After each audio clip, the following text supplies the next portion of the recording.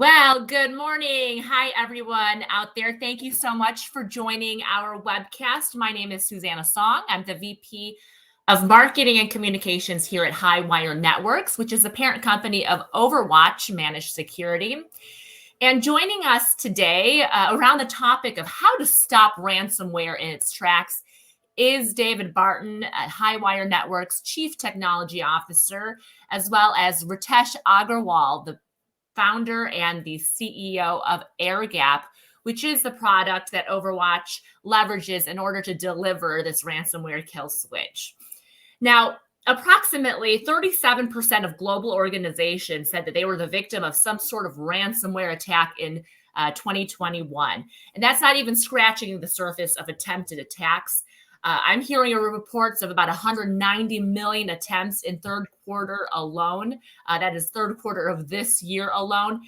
And guys, that's scary, but we're not here to dwell on the statistics because all of you listening, you know those scary and daunting statistics. And we want to focus on how to prevent bad guys from stealing your data or your client's data.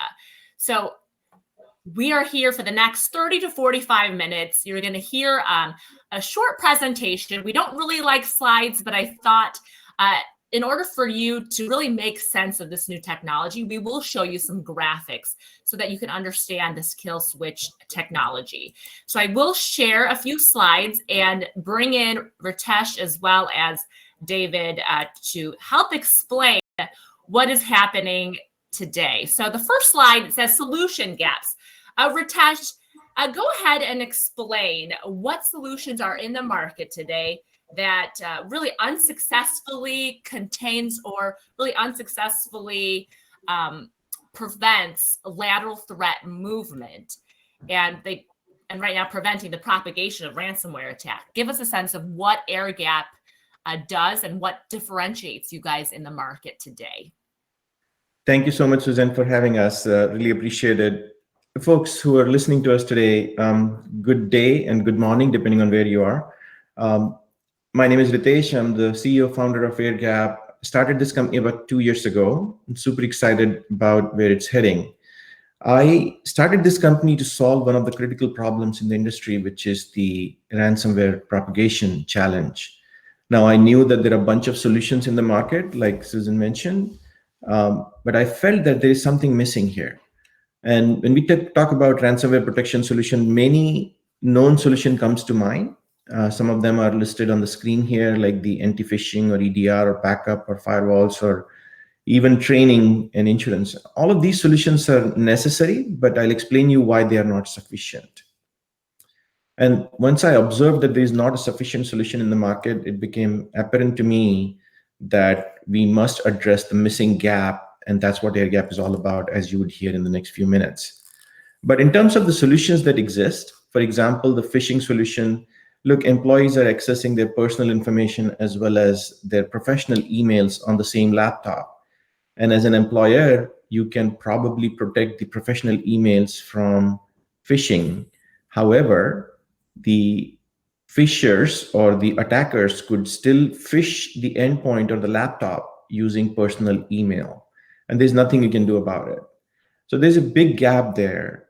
Similarly, if you have an EDR solution in the deployed for the customers or employees, you know that the attackers, first thing they would do once they do a zero-day attack, which cannot be detected by EDR, is to turn off the EDR.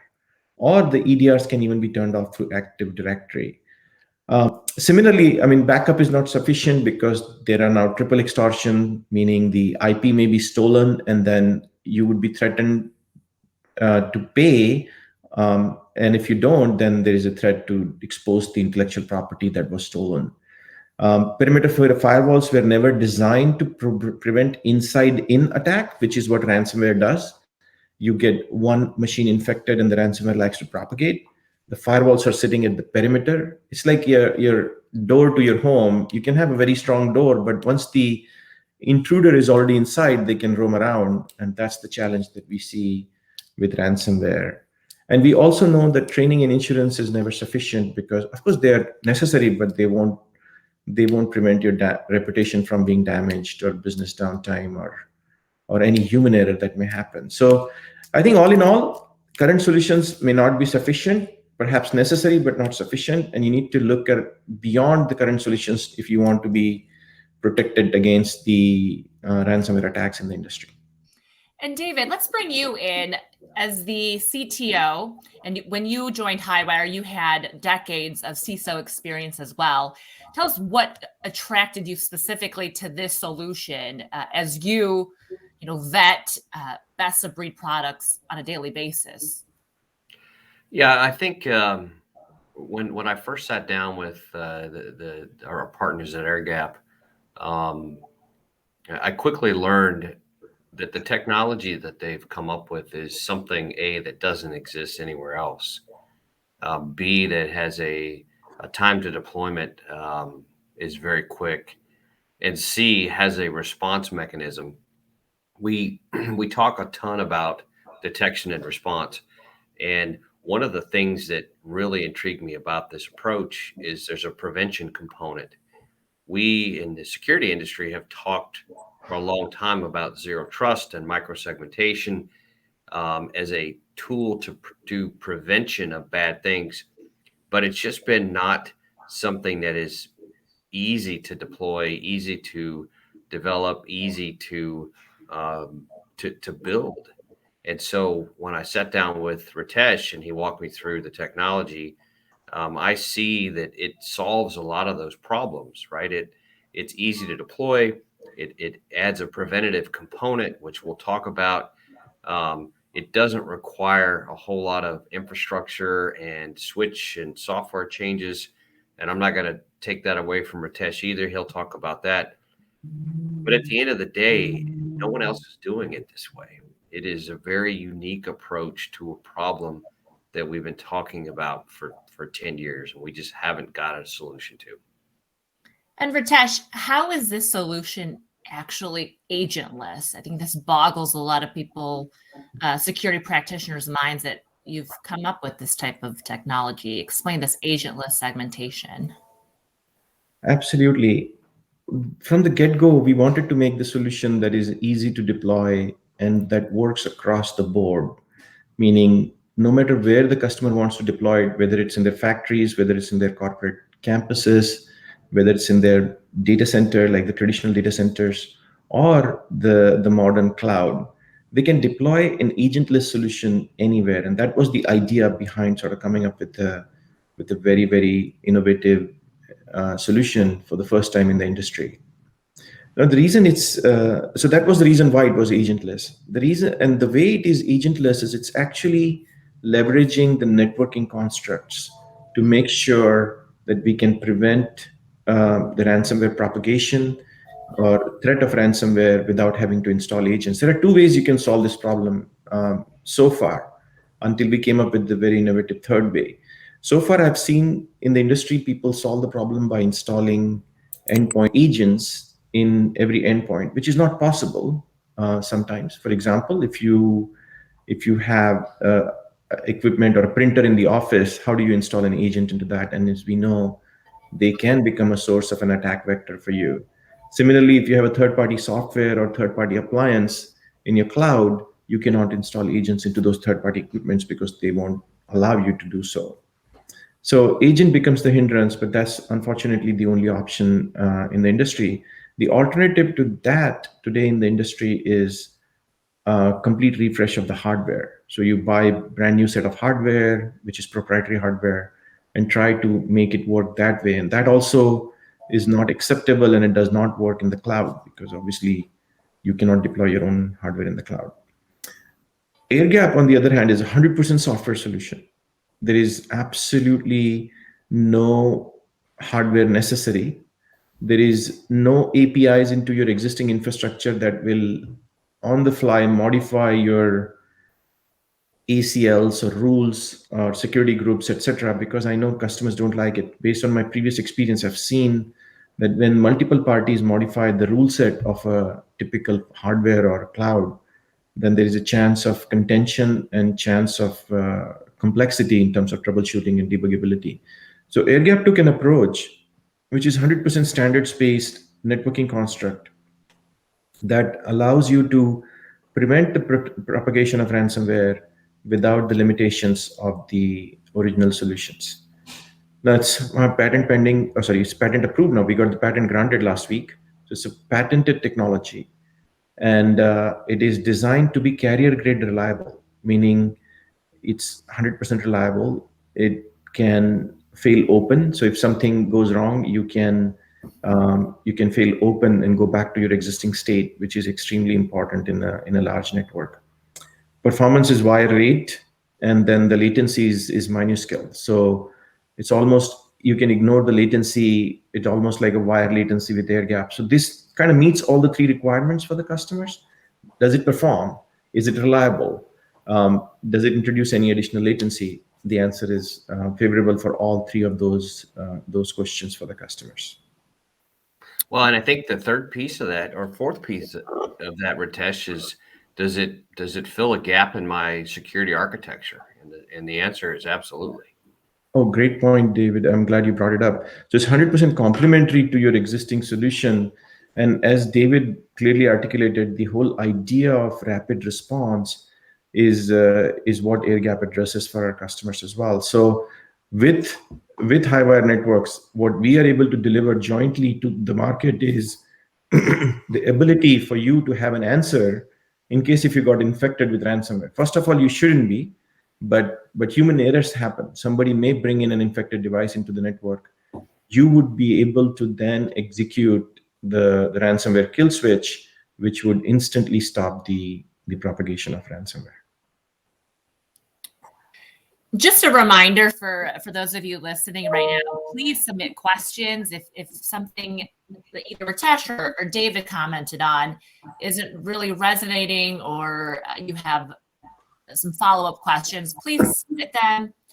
We want this to be conversational. We want engagement. This is, to help you understand. So please do not hesitate, and we will get to every single question during this webcast. So David, is that you and Phil Burnett, our CISO, behind the computers there? Well, normally I'd say yes, but they both have too much hair. And this leads into Ritesh's response. Our methodology has to have a prevention component, which Airgap does an amazing job at the zero trust isolation. But the second part of that is at 2 a.m. when there's that bump in the night, and we say when and not if, when the bad thing happens, how quickly can we detect it and how quickly can we respond? And having a tool that is preventing bad things from happening, but then giving us the ability with this ransomware kill switch to move the policy via one click from green to yellow. And at yellow, different things happen, which we'll talk about on the next slide. It gives us a power to quickly respond and mitigate the threat. Folks ask a lot about remediation, and I always tell them remediation is a little bit longer effort than stopping the spread or containing the device. Remediation requires, in a lot of cases, somebody with hands on keyboard and rebuilding the machine, versus when the bad thing happens, having machine learning and AI and some really cool technologies determine that it's a risk, qualify the risk, and then respond to that risk in real time. All of that helps us mitigate and at the end of the day, guys, reduce the impact. Because if we're not thinking about it from the big picture, we're going to miss out on this idea that the quicker we catch it, the less impact it has. And I think everybody on the call would agree that it's going to happen. So our number one job has got to be prevent where we can, detect it quickly, respond to it quickly. And with this kill switch approach, we have the ability to do that. David, you touched on the switch, and and I apologize, it's slightly blurry, but you get the point with the color scheme there from green to red. Ritesh, describe how you came up with this ransomware risk level. I wish I could be original about this. And actually, this was a request of thousands of customers in my previous role at my previous employer, who constantly asked me is why all security vendors have one set of policies when my threat posture inside the organization could be different. For example, you walk in today and you got two alerts on your screen from, let's say, your EDR vendor or from your SIM vendor. Do you want to continue to execute the same set of policies that you did yesterday when everything was green or everything was clean? The answer is no. You want to maybe escalate the threat level. And we've seen this in real life. We've seen this with the DEFCON levels. We've seen this with the forest fire level, where we designate these set of policies that are pre-decided, perhaps pre-tested, so that you're ready for an eventuality when something bad happens and you're not struggling to now identify what should we be doing. You have preset conditions and policies set, and you just execute to those conditions and policies, and be able to respond quickly and definitively. So that was the idea behind ransomware kill switch. The idea is to allow our customers to be prepared and ready in case if they get into one of these situations, and give them 4 levels, not just one level on and off switch, rather 4 levels, and say, depending on the risk level that you perceive based on thousands, if not hundreds of thousands of dollars that you've invested in various security tools, you can make a single and a simple decision. Guys, do we need to go to yellow, orange, or red? And that's a quick decision you make. You get a consensus around it across your security team or executives. You execute those set of policies.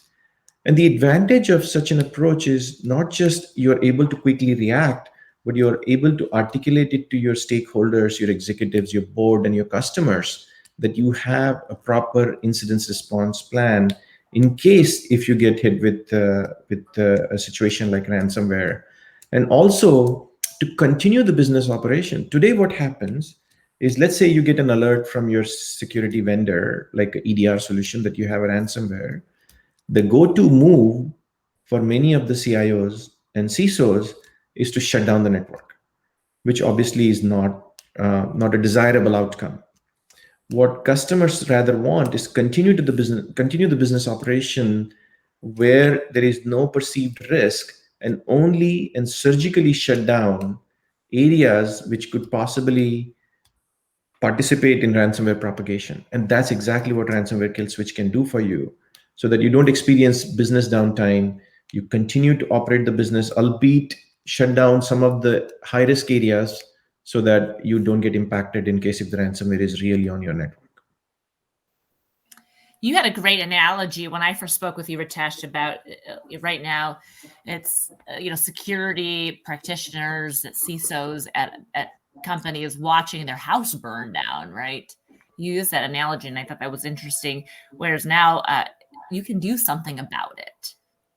Once you detect it, you can stop the lateral movement of the threat. I have had confessions from CIOs, Suzanne, which is, hey, we saw the alert, but we assumed it was false positive, or the alternative to any other better solution was to shut down the network, and I couldn't afford to shut down the network. Imagine that you are a CIO of a large healthcare or hospital. You got 2 alerts on your screen from your EDR vendor. Are you going to shut down the hospital? Probably not. Mm-hmm. This is the dilemma that every CISO faces every day of the week.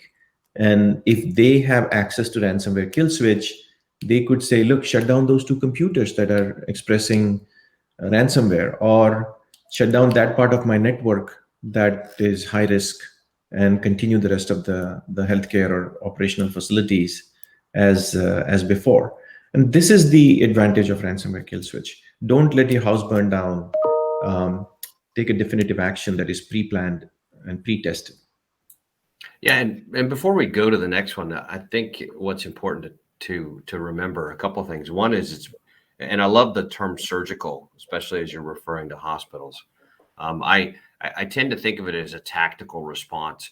As you look at these switches, right, there's green, yellow, orange, and red. And the thing for folks to know is that at each one of those, there's a policy definition at green.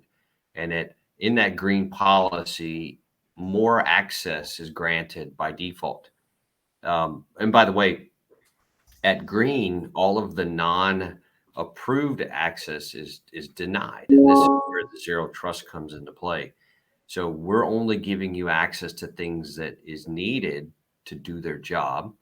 But as we go to yellow, the risk score goes up. We have the ability to dynamically take away access from that surgically isolated device. So as we stick with the hospital theme for a second, think about an insulin pump or some other IoT device that I can't put an agent on, that I have a hard time providing any updates or patches to because I don't own it. With this approach, I could isolate that device from the network and let everything else continue to operate normally. And as it goes to orange, we take more away. And so the thing to note is the policy is really driven by the end customer's requirements. And as risk scores go up from green to yellow to orange to red, we have the ability to dynamically take away access up to and including when we get to red, we can isolate that device on the network, right? And I can do that without NAC, and I can do that without an agent. This is where the brilliance of this platform comes into play. David, how important is that?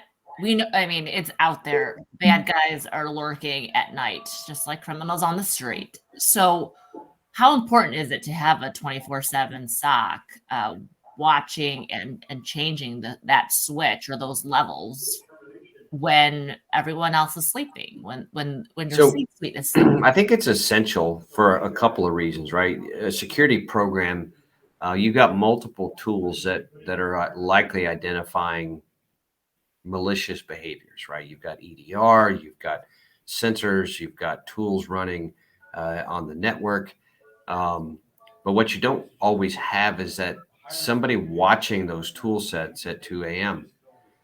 Having a service like ours where we have all of those tools coming together and we're correlating what's happening in your office in Geneva with your office in Nashville, right? And we're correlating those behaviors and we're seeing trends and we're responding in near real time to things that happen. Because again, I'll go back to, it's not a function of if they happen, it's when.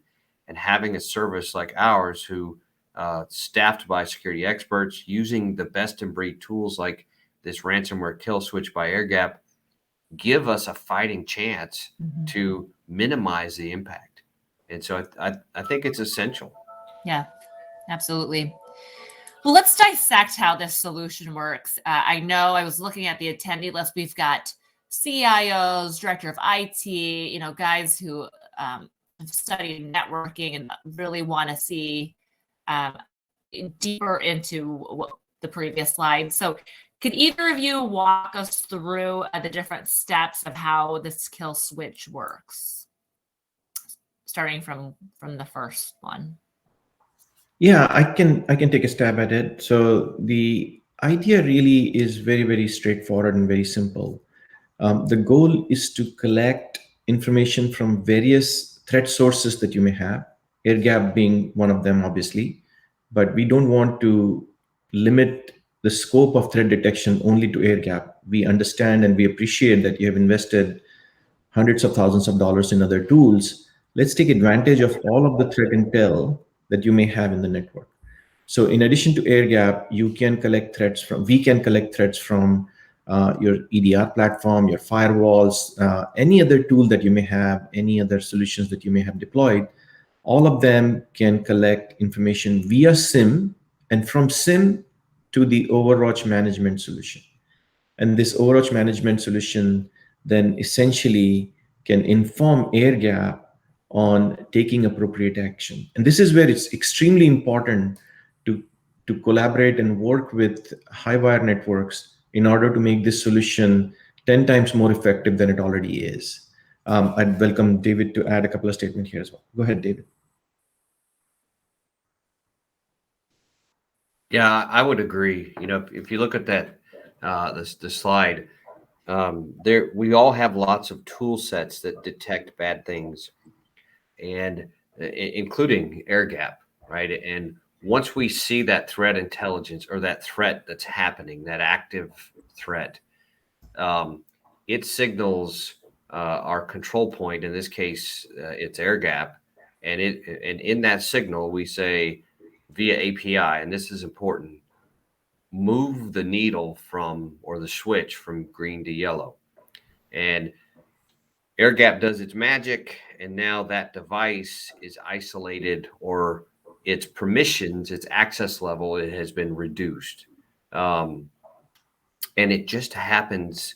It happens dynamically. It can happen automatically. On the flip side, with our service, if we see something and it's a higher risk score, we may make a manual decision to move the switch from green to red, right? We see, we had a customer that was a CFO of a large organization, and we saw ransomware starting to execute. In that case, this was prior to us having this ransomware kill switch deployed. We picked up the phone and called him and said, please turn your machine off, right? And there's a delay in there. There's a bit of a lag in there. There's opportunity for us not to reach them because he's out at lunch or she's gone home for the night. Having a tool set like this that we can use to right click, contain that host, or right click, shift the policy from green to orange is huge, and it reduces that mean time to response. Again, if I can control the damage or control and limit what that ransomware can do, I mitigate its impact. And without a tool like this, it's impossible to do that. This slide I added because I love it, because for our business leaders who are watching today, who may not be as technical, but they know that cybersecurity is a business challenge. You look at this, from the board of directors down to the CEO to all of your subordinates, employees. Ransomware can destroy your business. It is destroying people's businesses and companies today. So, Ritesh, give us some use cases. Describe on this chart what's happening. Yeah, so most often what happens is the organization is segregated into different groups, different departments, or different operations per se. And just to use a simple example, let's say you have 5 floors in a building, and these 5 floors belong to 5 different departments. If you notice or anticipate that there is potentially an attack on one of your department, and you don't see any other issue with the rest of the department, you shouldn't be forced to shut down the entire organization. You should be able to take a surgical action for only the floor or the department that you suspect is under ransomware attack. But you want to ensure that every access within the department and to and from that department is restricted now. Not necessarily terminated, but limited or restricted. And that's what we are trying to depict in the picture here, where you may have identified 1 or 2 departments or sub-departments that are potentially suspected of having ransomware attack propagating, and you take surgical actions on those 2 departments while ensuring the rest of the functions or business functions continue to operate at full capacity, unless you notice something on those departments as well. So this is the idea of, let's not have the business impact, let's not have the productivity impact on our business while we try to handle and address ransomware in the best possible way. And that's what Airgap can do, only with the help of Overwatch, ransomware kill switch, and with Highwire Network's expertise in explaining to you and planning for you how the department should be segregated, how the policies should be executed, what policy should be part of the ransomware kill switch. Any final words, David, before we go into questions from our audience? No, I think you asked me why I was excited about the platform, and I'll just remind folks why I think this is different. There's not a single tool out there that doesn't require switches, replacing switches, or putting agents on devices. And in the world of IoT and OT and devices that we cannot put agents on, it's impossible to provide true zero trust. This is an evolution. This is something no one else is doing. And when you couple that with a 7x24 service like ours, our end goal, guys, is to help detect as quick as we can by using the tools you have and preventing things from happening with tools like this. But more importantly, when things do happen, responding to them quickly. And this is why the partnership we have with Airgap is so important to us and to our partners, because we help reduce that mean time to detection and then ultimately reduce the mean time to response. Awesome. I'm going to get to some questions. We did get a few submissions, but just a reminder as I get some answers from our panelists that if you are interested, because we've really just touched the surface on this technology and the solution. If you want a deeper dive, we'd be more than happy to do a demo for you. If you're business leaders or decision makers, we're not able to attend this webinar, let's figure out a time, just a 30-minute call, and ask for our special promo. Say that you were listening on this Bright Talk webcast, and we'd love to offer you a special promotion. And if you want to know more about the 24/7 expertise that David mentioned, visit highwirenetworks.com/Overwatch, and you'll find the ransomware kill switch solution there, or just email us at overwatchsales@highwirenetworks.com. So I'm going to get the questions in now and show our lovely faces because I like that eye-to-eye contact versus seeing slides. So the first question that came in is, how does your solution scale in large organizations? Well, this is designed to be carrier-grade scalable. And the team that we've built and assembled comes from that background, from the likes of reputed companies like Cisco, Juniper, VMware, Arista, and so on and so forth. All of the folks in the team have expertise and experience in building very successful solutions that cater to the largest of the carriers in the world. We brought in similar principles from our learnings from the past and built this solution. And to be honest with you, the solution is inspired by the telco architecture. So if you think about why doesn't ransomware propagate from one cell phone to another cell phone? Why don't we see all of the subscribers of AT&T or Deutsche Telekom or Vodafone got infected with ransomware? The reason is in the in the design, it's in the architecture, it's in the cleverness. So Airgap is very inspired by that, not just from the scale performance perspective, but also from design perspective. So this solution is suitable for large enterprises, very large. We have customers that have deployed Airgap in large production networks. These enterprises are multi-billion-dollar entities that are spread across the globe. And we also have customers that are very small-scale manufacturing industry or small-scale enterprises that have 50 employees or 20 employees. So we're proud to have a solution that caters to a 20-employee organization all the way to organizations that are spread across all 5 continents. All right. Another question, where do you start with a solution like Airgap? You guys touched on it a little bit, but maybe some more practical steps. Look, customers can start so the solution is uniform. So it works across your corporate offices, your factories, your data center, and your cloud. Most typically, we expect customers to start on a particular location. Pick a location. Let's say you pick an office and say, I'm going to deploy this across 40 employee office that I have, and I'm going to slowly grow over a period of time to the adjacent data center or to the public cloud, or to even factories if you have such establishments.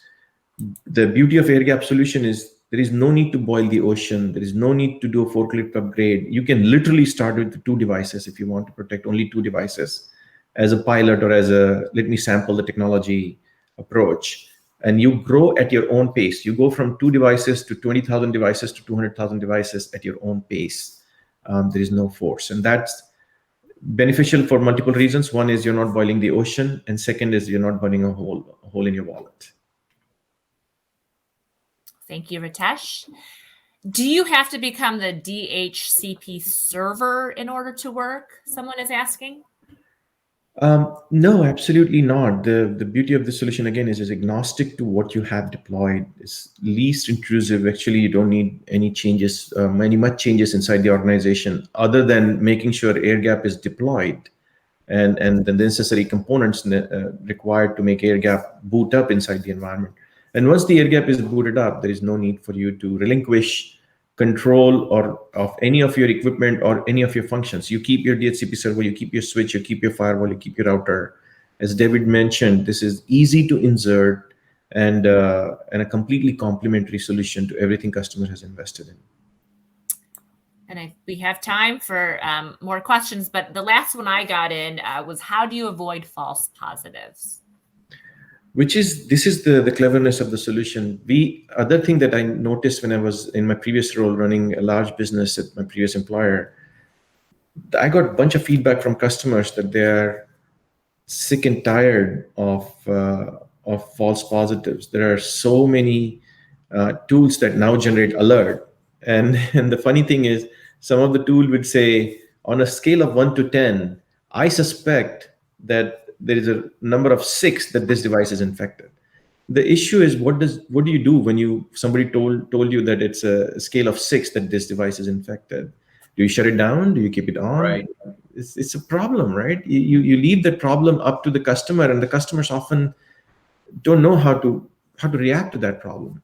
So Airgap was designed from get-go to be very binary. We know for sure if the device is infected, and we will let you know, and you don't have to second guess it.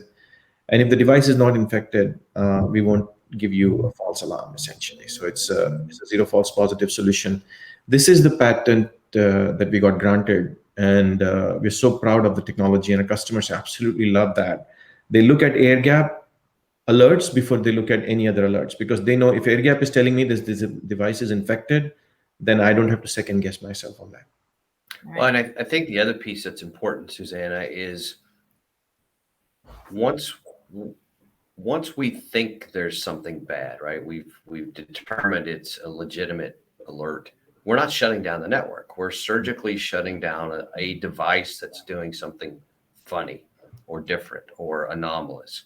So even if we think it's bad and Ritesh thinks it's bad and it turns out it wasn't bad, it was normal, all we've done is change the policy on one device. Mm-hmm. You know, to Ritesh's point, the hospital administrator is not going to shut down the hospital because one device does something. Now, sometimes maybe they should, but if you have the ability to go in and surgically, I'm going to use that word again, isolate that device and keep it from talking on the network, even if you're wrong, you've impacted one device, Mm-hmm. right? And at the same time, we're running a lot of machine learning algorithms on that alert data to help reduce the false positives, right? The one thing I'll talk about quickly, math is true always, right? Math is 1 + 1 = 2 all the time. It's very binary, to Ritesh's point. It is either happened or it didn't happen. What's not always clear is if it happened, what's the context? And that's where you need someone who has tool sets like Ritesh's, but also the expertise that we bring in as a service to go, yep, this looks like a duck, quacks like a duck, it's a duck. Let's go ahead and you know, call the duck patrol and take care of the duck. That's the difference. So Mm-hmm. if there's a false positive, it's limited in its ability to shut things down because we're surgically fixing it, but we've got other things on top of that to help validate what we think we see. Thank you, David, for adding that. When we actually did get one more question, and it looks like it's an Overwatch partner who's asking, they are using Overwatch 24/7. For those of you who don't know what it is, it's our XDR, open XDR platform. How does this integrate? How does ransomware kill switch integrate with Overwatch 24/7? That's a great question. So the end game is when Overwatch 24/7, with all of the logs that we're bringing in, says this behavior is bad, or it gives it a risk score, right?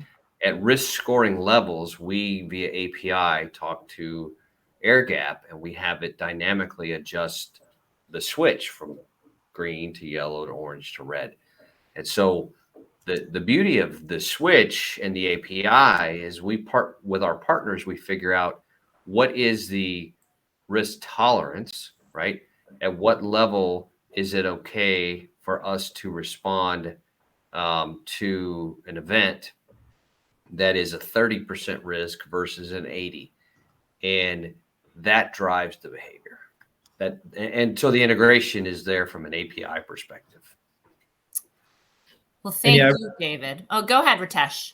Yeah, I would definitely say, look, you need the expertise of a seasoned provider like Highwire Networks to decipher a lot that is going on in the security domain. All these alerts that you're getting from various tools, having a combination of Highwire Networks and Airgap provides you that complete, comprehensive end-to-end protection, not just in terms of being able to execute surgically the policies that you would like to execute, but also somebody who understands which policies to execute, whether to go to green or yellow or red or orange status, what policies to be deployed in those categories to begin with. I think all of that can be done with Highwire Networks expertise in this space. Absolutely. Well, thank you, Ritesh Agrawal, the founder of Airgap Networks, and David Barton, the Chief Technology Officer of Highwire Networks, also the parent company of Overwatch Managed Security. I really enjoyed this conversation. I hope you did too. Again, on the screen, next steps, if you're interested in learning a little bit more about it, even if you just want to go over a few of those slides, we'd love to sit down with you. So thank you. Have a great day. And we hope to see you at our next Bright Talk webcast. Take care. Bye-bye. Thank you so much.